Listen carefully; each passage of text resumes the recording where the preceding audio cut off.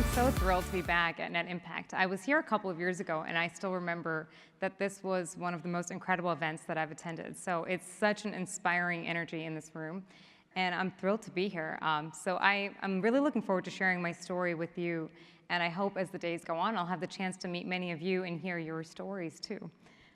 But my story really begins here, in my grandmother's kitchen. This is a picture of me with my grandmother when I used to live in India. And after I immigrated to the United States with my family as a little girl, I didn't get to see my grandmother a lot. But once, when I was 12 years old, my mom told me we were going to go visit her, and I still remember I was so excited. But my mom was pretty concerned, and she had this whole list of things that she wanted me to be really careful about. And the first thing was, please just make sure you don't drink the tap water. So, of course, on my first day there, I was brushing my teeth and I drank like an entire cup of water. And I started to panic. I was convinced that I was going to get sick. But my grandmother, she just went in her simple kitchen and she came back with this like murky brown mixture. And she said, oh, if you just drink this, you'll be totally fine. I was pretty skeptical, but she had gone and just mixed up some different spices and I didn't really have any other option. So I ended up drinking the mixture, and I didn't get sick. And I still remember, for me, as a little girl, that was almost a magical experience. I couldn't believe that my grandmother, with very limited resources and limited education, could have created something that I felt like was so powerful. And so that kind of sparked what began for me this lifelong obsession with spices and botanicals. But how it all really began was with a middle school science project. So I had this idea where I wanted to figure out just how my grandmother's mixture might have worked. And I thought that maybe I could try to clean dirty pond water with the spices. So not very sophisticated, pretty basic. But I decided to go in my garage and put jars of dirty pond water with different mixtures of spices. So I don't really know what I was looking for, but I was 12. And so I actually forgot about it, and my mom told me to go clean up my mess in the garage because I always had these experiments running. And so I go in the garage and I start to notice that there's something really interesting going on. I saw that some of the jars, and I remember I noted this, didn't have as much gunk growing in them. And I thought, oh, well, that's really interesting. There's something going on with these spices. And then again, I kind of forgot about it. And then I was at the grocery store with my mom, and she asked me to pick out some strawberries. And I noticed that all of the boxes seemed to have fuzz growing on the bottom. And I had this idea. I thought, I wonder what would happen if I started to dip strawberries in these mixtures that I've created. I wondered, would they maybe last longer? So I remember I ran home and I took some strawberries, I dipped them. A few days later, I went in the garage and I just couldn't believe what I saw. And so I got really excited. I went out and I got many different fruits and vegetables. And again, it was just incredible. I couldn't believe it. Something really remarkable was going on. So to make a really long story short, I spent most of high school as this weird kid rotting fruits and vegetables in my garage. And eventually that led to this tiny little sheet of paper, Freshpaper. So Freshpaper is infused with organic botanicals, and you can just put it into a refrigerator drawer or a fruit bowl to keep your food fresh for up to 2 to 4 times longer. So if you've ever opened your fridge and found moldy berries or soggy spinach, you know how frustrating and expensive and disgusting food spoilage can be. But when I first designed Freshpaper, I wasn't actually thinking of consumers at all.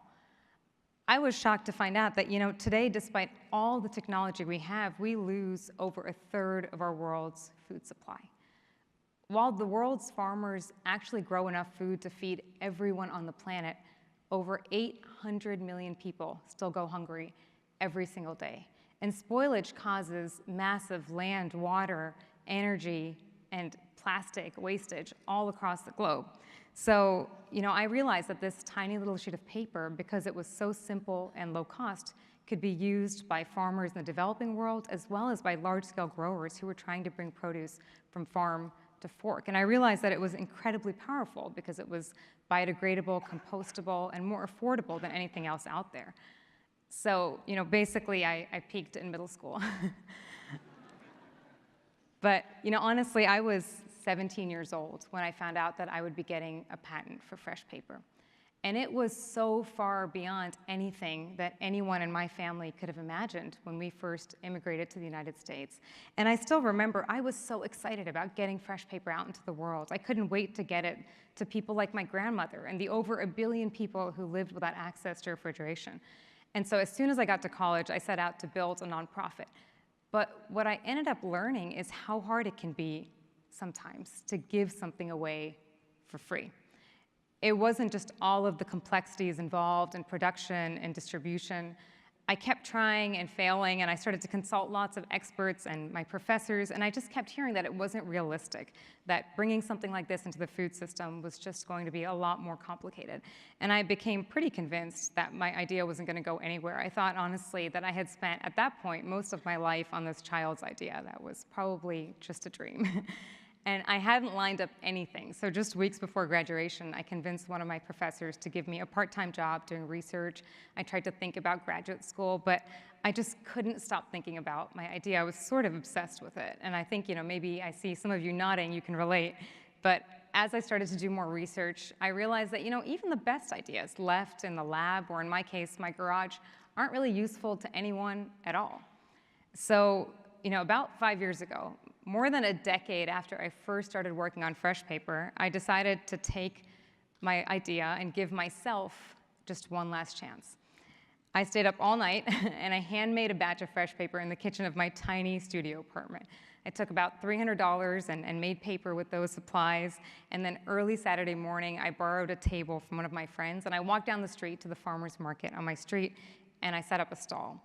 And we started handing out sheets to anybody who would stop by, which honestly was not a lot of people at first, but we kept going back. And then something incredible happened. As the weeks went on, people started to line up and they wanted to share their stories with us. They were telling us things like, Freshpaper is making it possible for me to afford eating more fresh, healthy food. And I was stunned. I couldn't believe it. Here, all of this time, I had been trying to figure out how to get my idea all across the globe. And it turned out that spoilage was this massive global challenge that began right in my own backyard. And it was really a breakthrough. I realized that there were people in my own community that were struggling to feed their families fresh, healthy food, and that they really needed this idea. So that changed everything for me. I started to realize that I could start really small. I could start local. I could have that really big dream, but I could start right in my own backyard. And we didn't know it at the time, but as people started to share their stories with us, they were also sharing them with others. A movement began that day in that farmer's market, and our earliest supporters had already been going to their local stores, they'd been going to their food banks and farmers and telling them about this idea. So just because of them, about 8 months later, we were taking wheelbarrows full of Freshpaper to our tiny local post office and shutting it down just to ship Freshpaper across the country. And then not long after that, we got a call from our first major retailer, Whole Foods. And I'll never forget going to that first meeting with Whole Foods. So it was just me and my co-founder and our intern, Kevin, at the time. And Kevin was a college student. He was an urban gardener. He really wanted to change the food system, and he had found us at a farmer's market, and then he just started showing up at my apartment to help out every single day. And I remember the first time I met Kevin, one of the first things he said to me was, this needs to be in Whole Foods. And I was like, oh, the food system, it's very complicated. I think getting into Whole Foods, you're really lucky if you can convince them to start in one store. And by the way, we were making everything in my kitchen, so I didn't even think that we were going to be able to go into Whole Foods at all. But I remember we were driving to this meeting, and Kevin was driving. We didn't have a car, and it was really hot. If you've lived in Boston, you know what July in Boston can be like. He didn't have AC, and we were like delirious, but Kevin was like, this is it. This is gonna happen. And I said, just make sure we don't say too much, and we're just gonna try to convince them to let us start in the Cambridge store. And I'll never forget sitting in that office, and the buyers turned to us and they said, we love this. We'd love to start this in the entire North Atlantic and Northeast. Do you guys think you can do that? And I remember all three of us nodded at the exact same time. We were like, absolutely. But we had no idea how to do it. And I still don't really know how we pulled it off, but just about a week late, so not even that much longer, we somehow managed to make that entire first order and pack it by hand, and then we dropped it off. And this is a picture of our first Whole Foods drop-off. That's our distribution vehicle, a borrowed Toyota Corolla, in a sea of 18-wheelers in the Whole Foods distribution center. And honestly, that was how we started to scale. Within 48 hours, Freshpaper was in Whole Foods stores across the country. And from there, the movement began to grow. Very soon after that, Freshpaper was on the shelves of retailers from Whole Foods to Walmart. And I found myself going on live television on HSN, reaching over 90 million homes with our really simple idea.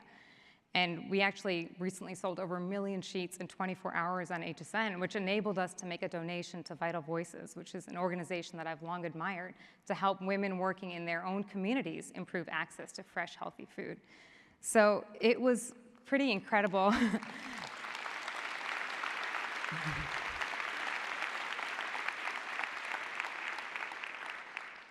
It was incredible and surreal to witness, but it all began with that movement that began at our farmers market. We'd started with just $300 in paper-making supplies. We had no funding, no experience, no marketing budget, but remarkably, what started in my grandmother's kitchen took me and this tiny little sheet of paper to people and places I could have never imagined. Pretty soon, my life became this series of pinch myself moments, which just goes to show you that you can never imagine where your path may lead you. This is something that happened last week that I think is kind of a good example of that. Fresh papers, because it seemed like it would keep my weed longer.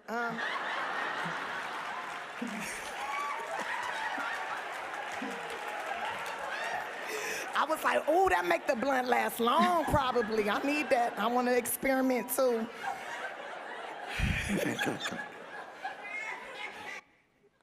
Yeah, so anyways.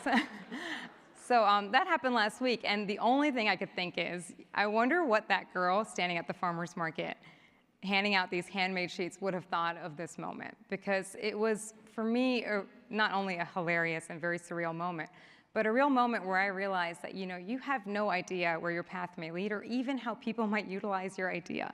So always be very open-minded. But, I tell you this story because it really did happen. It happened to me. It happened to this incredibly simple idea. It could happen to anyone, but it almost didn't happen at all. Even though as a child, I really believed that I had created something that could tackle something as massive and as daunting as global food waste, as I grew up, I stopped believing that I would ever be enough to bring my own invention to the world. You can't be what you can't see. And I remember that, as I started to consult more experts and look for role models, I kept hearing that I would need a lot more experience, a lot more degrees, a lot more money, a lot more than I had, and a lot more than I felt like I could ever be. Standing in that farmer's market that very first day, sharing my idea, I began to overcome the doubt that had crept into my mind over nearly a decade. And I realized that by sharing my idea with those that could benefit directly from it, the entire narrative of my story shifted. So, it took me over a decade to find the courage to take that very first step to go to the farmer's market. And I'm really inspired by all of you that are in this room that have dreams and ideas and have found the courage to start to pursue them already. And before I wrap up, I just thought I would leave you with a couple of lessons that I've learned along the way as an accidental entrepreneur. And the first is that inspiration often can come from the most unlikely of places. I never imagined that my grandmother's murky brown mixture would inspire my life's work. And I think a lot of people looking at my grandmother might never have thought of her as an innovator. But inspiration can often come in forms that we can't anticipate. And the only thing that we can do is to be open and aware of the world around us and seek inspiration at every moment. And that's something I really hope you'll remember throughout the next couple of days, because this is an incredibly exciting and inspiring place to be. The next thing that I hope you'll remember from my story is the importance of just thinking simple. For so many years, I dismissed Freshpaper as just being too simple to ever work. I thought because I was a child, because I developed it with really simple materials, it would never be something that could be used in the real world. But today I've realized that Freshpaper is so powerful because it's so simple. It can be used by anyone in any part of the world. So bringing simplicity into every aspect of your idea can really enable it to be something that can be scaled massively. And the next thing is that it's really important to just take that first step. The trajectory of my entire life changed the day I finally took my idea to the farmer's market. So the next time you're stuck and you don't know what to do with your idea or with your plans, I hope you'll just take one small step forward. At FreshGLOW, we talk about that farmer's market all the time because it reminds us that even the simplest act of taking a step forward opens up possibilities that you can't even imagine. And this is something that has also been built into who we are as a company, because building with what you have is, I think, the very essence of being an entrepreneur. An entrepreneur is really somebody who can create something out of nothing. You're never going to feel like you have all the necessary pieces in place. You're never going to feel prepared. But if you can focus on what you have rather than what you lack and use your resources and your resourcefulness to find a way forward, you can build something extraordinary. The other thing that I've realized along this journey is that, my story was never about eureka moments or serendipity. It's really the story of all of those people along the way who at every step, just when I was about to give up, showed up to show me what was possible. People from my high school science teacher who really believed in my idea and tried to tell me that it was much more than just a science project, to Tony Russo, who I think you can see on this next slide, who was a third-generation farm stand owner who was one of our first customers and who taught us how to build a business from the ground up, the old-fashioned way. Entrepreneurship can be an incredibly isolating experience, and I think pursuing any idea or passion can actually sometimes be really isolating. So it's really important to focus on building a tribe of like-minded individuals who will serve as your sounding board when you need it the most. So make sure that you find your tribe.